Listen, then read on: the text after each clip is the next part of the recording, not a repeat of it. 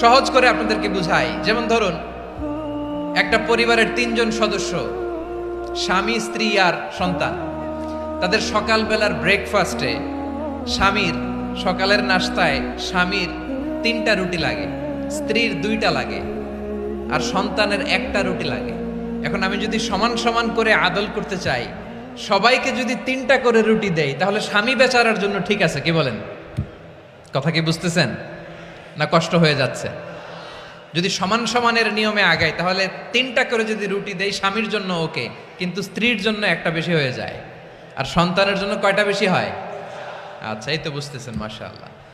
আচ্ছা, 2টা করে যদি সবাই রে দেয় সমান সমান নীতিতে, তাহলে স্ত্রীর জন্য, স্ত্রী বেচারির জন্য ঠিক আছে, কিন্তু স্বামীর কয়টা কম পড়ে?